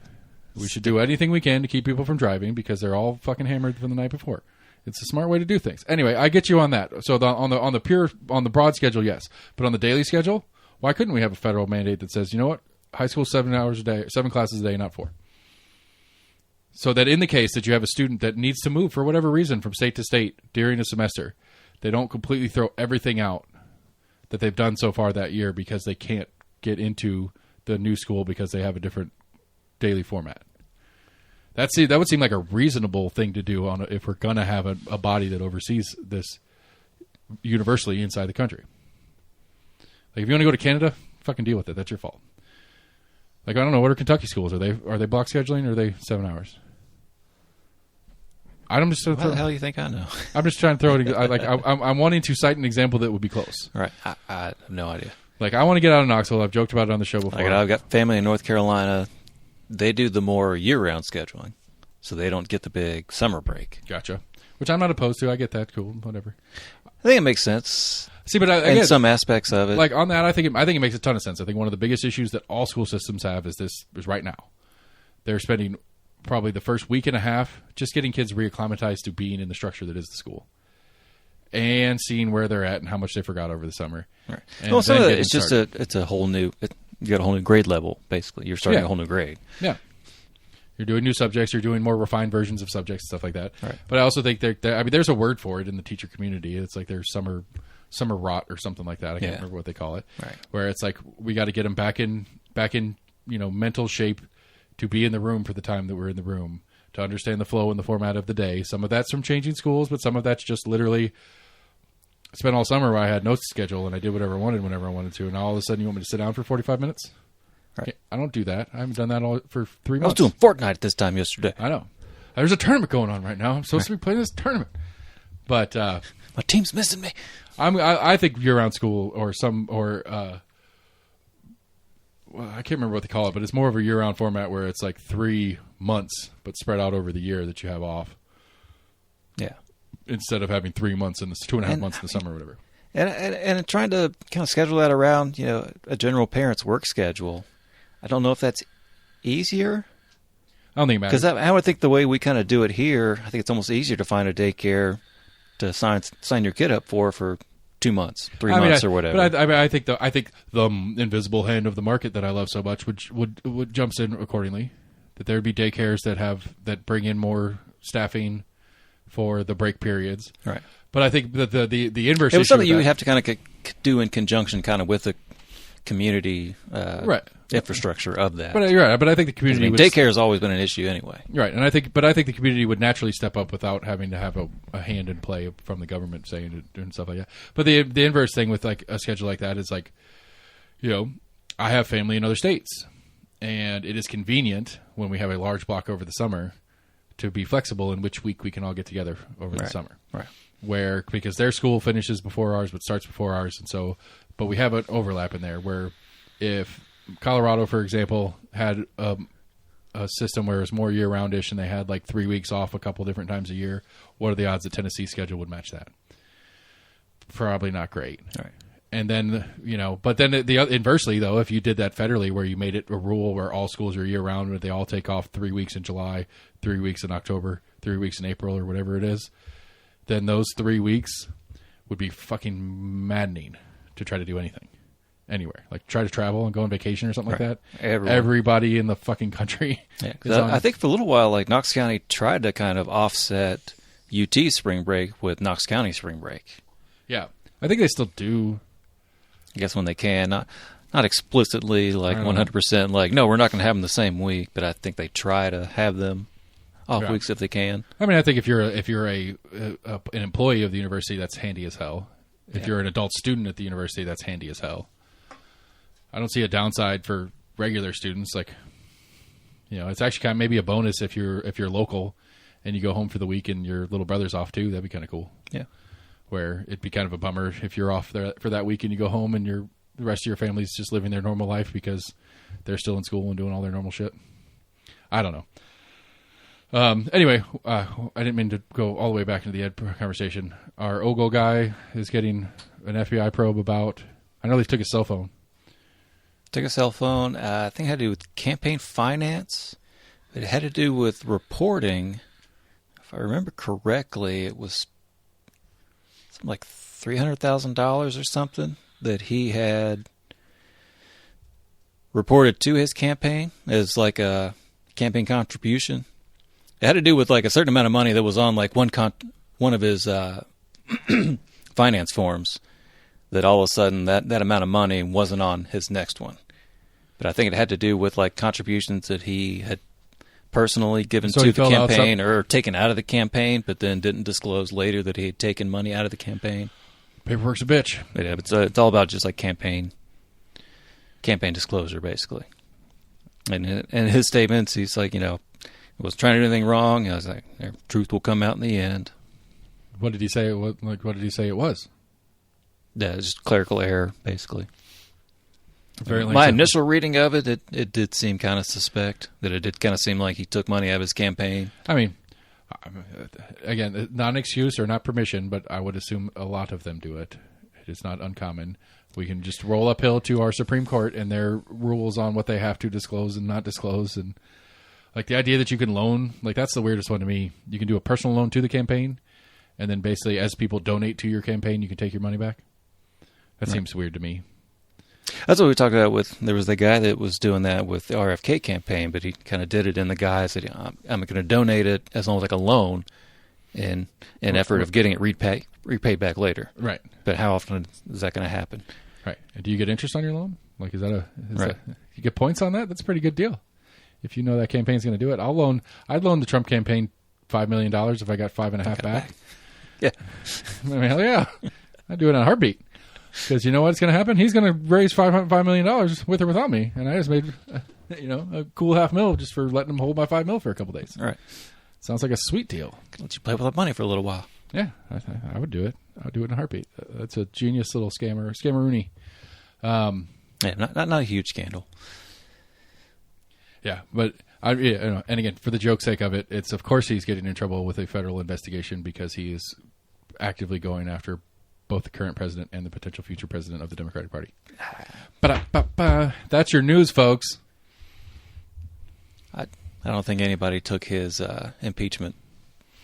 There's a new there's a new word. It's called impeachment something. What do they put for? Inquiry. Impeachment inquiry. That is a new word that has now become normal in media.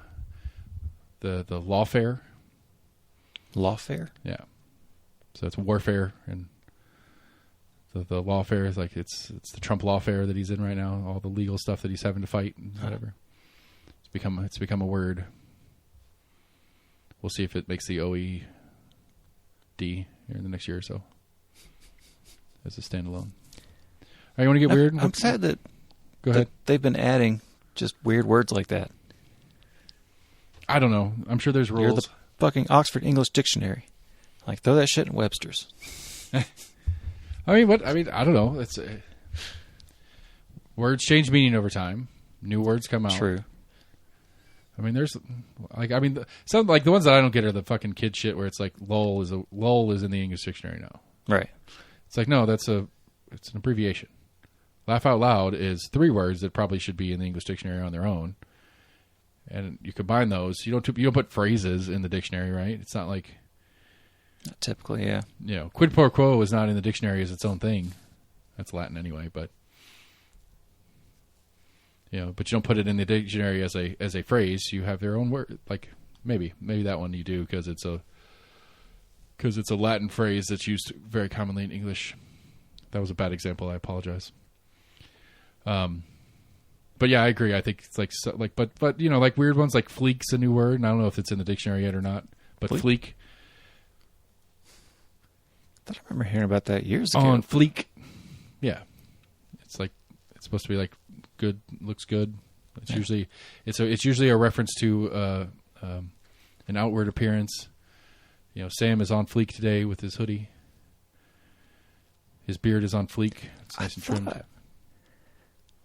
remember hearing that like years ago. I wonder if that was like something that came back. I mean, how many years? I mean, it's been like 5 years maybe. Okay, yeah. I think I remember hearing that before. I don't know if it was like a. But I think it made the dictionary like 2 years ago. That's what I'm trying to say. The one thing it was Brat Summer. I think I was trying to think of last week that. Brat Summer. Yeah, it was like a quick thing that came in that all of a sudden like all the old people took it over, and then everybody was like, all right, never mind. Brat Summer's over. Apparently, it was like a hit young cool term. They got taken over very quickly by everybody else, and they were like, fuck, guys, ruined this. Never mind. Brat Summer's over. It's not cool anymore when you guys say it. Yeah. Guys, ruined it for us. Fucking suck. Stupid old people. You're like 35. You're so old.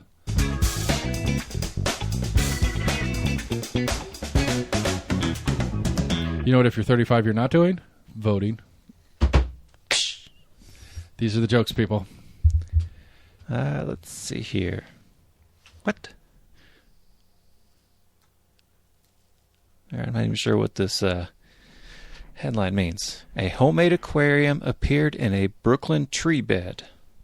Then came the goldfish heist. Okay, so somebody made an aquarium and put it in a tree bed that was on the sidewalk with a goldfish in it to try to brighten up their neighborhood, and somebody stole the goldfish. That's my guess at the story. God damn, you're good. I wouldn't even thought of that. I was like, what the fuck what's a tree bed? Yeah, it's like down at the central location. Yeah, I should have thought just New York City. You get those trees that are in there in the sidewalks. Yeah. Like a lot of them in cities, in major metros, will do them. Like we have them here in Knoxville too, where they're not they're not ground level. They're usually like in a raised box. Yeah. Because we've done we've planted stuff in them.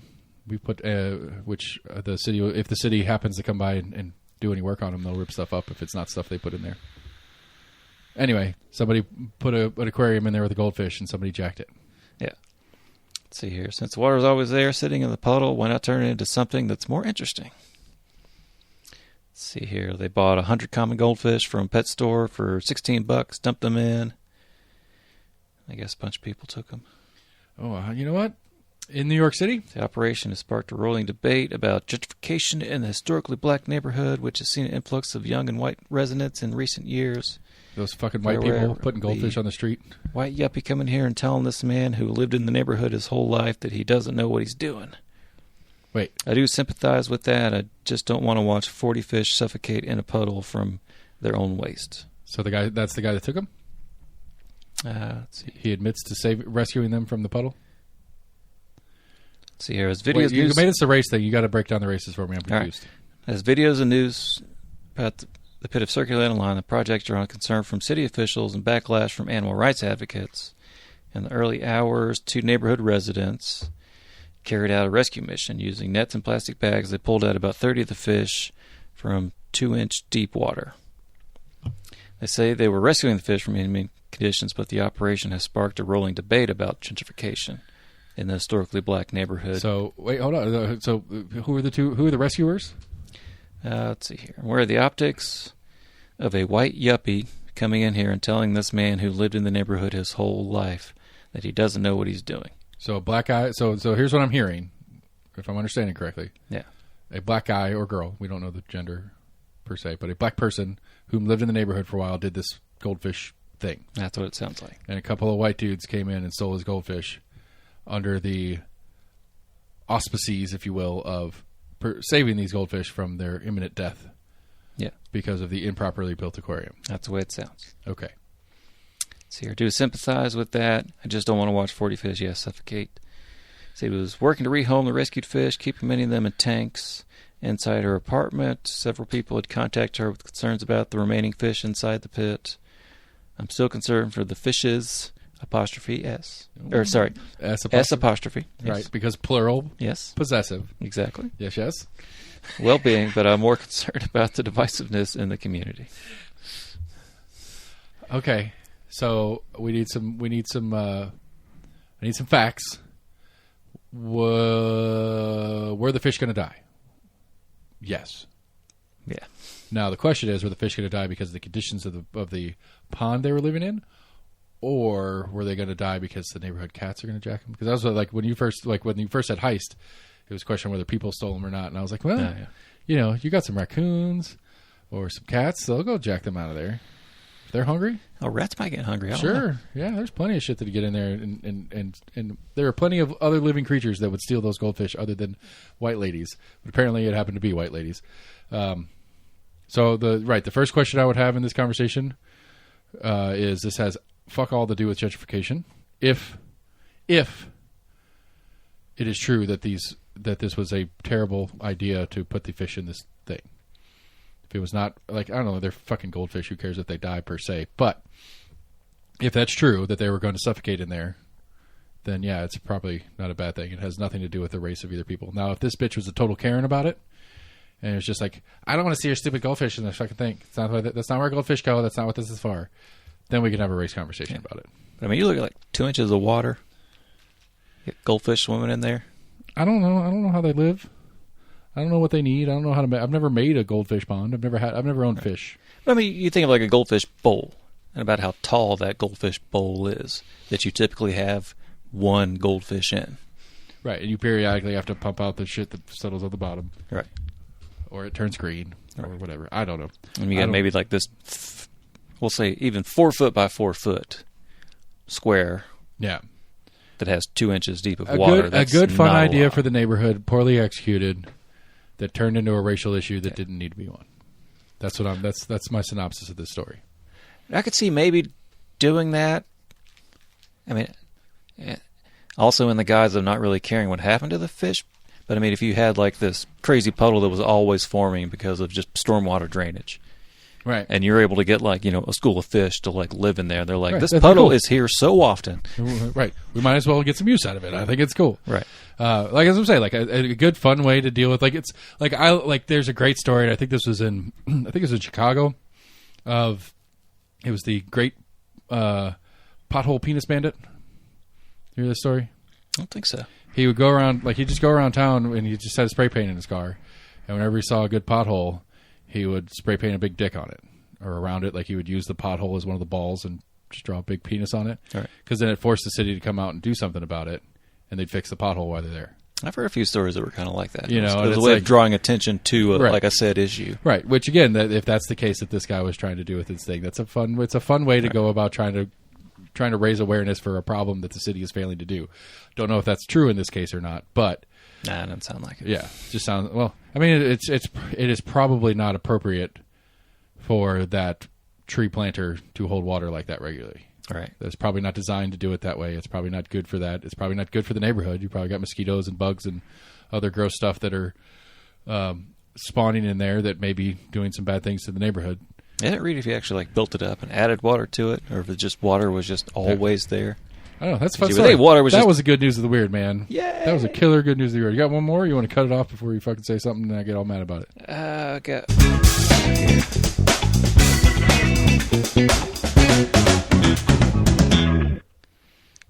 There's a few kind of interesting Maybe it's stories. just because I'm completely sober and that's why I'm more friendly in your news of the weird. So no beers with me today. Damn, there's actually a few good ones. Well, earmark a couple of them for later. Touche. Unless there's something that's time sensitive. Pick the most time sensitive one you can think that needs to be talked about today. I mean, we can go back into the apostrophe thing. That had an actual story on it. No, I think we covered that for this show. That wasn't as punny, though. Like, where's the... I need a good pun one. Let's close out with some puns. Let's see here. If there's not a pun in the headline, don't bother. Let's go. Well, I have this beautiful bird terrarium that has sprouted up in this room, and I love it. My window down here in the studio looks out on the back of some privacy bushes, basically, and I've got a couple of birds that nest in there. There's a big old male cardinal bouncing around that tree right now. I get to watch him do his thing. It's really funny because our cat will sit in this window for hours, and I don't even know what the noise is. It's like a chatter almost. It's like that my cat will do, and it's when it gets really excited and wants to attack. And she did run her face into the glass a couple times because the bird got a little too close to the window that she couldn't stop herself from trying to lunge at it. Oh, she's gotten a couple birds out of their nest too. She's gone outside a few times. She knows a couple of places to get within range. So to surmise the story, I would argue that had she had the opportunity to steal goldfish out of this guy's little pond, she did. My cat would have done it. Faux show. Yeah, I don't see any good puns. No puns. All right. Well, we'll wrap up a little bit. I'll save a couple minutes on. Well, if anything happens that I feel the necessity to add on, I will do it at the beginning of the show. So we'll see. So anyway, we did the show. Last call. Yeah. Do you want to tell everybody why we're doing the show early? Just got things to do. So I am going to add and make myself a quick liar. I'm going to add this at the end instead of the beginning. This is Saturday morning. I don't remember. Anyway, Chris Davis emailed me to correct the record on my assumptions of their ability to find ballots. They cannot find ballots. They could not go through and match any numbers or forms or any of that kind of stuff. The only way he could find my ballot personally is because I wrote my name on my ballot by writing myself in. And I don't even know if that would be like legally binding to say that it was my ballot, but since I said it publicly and it's on the record and stuff like that, it's there. But there's no way the election commission can pick anybody's ballot out and find out who it was that voted way A, B, or C. So, whatever they write on the things, he explained to me whatever they're writing on the little half pages like that they do every time. It's not my ballot number, so it is not that. So, anyway, I just wanted to get that on the record because Chris took the time to email me, so I figure I should take the time to put it out to everybody that I was wrong on that. Thanks. Okay. Going to a rock show in Ohio. Yeah. Sure, we'll go with that.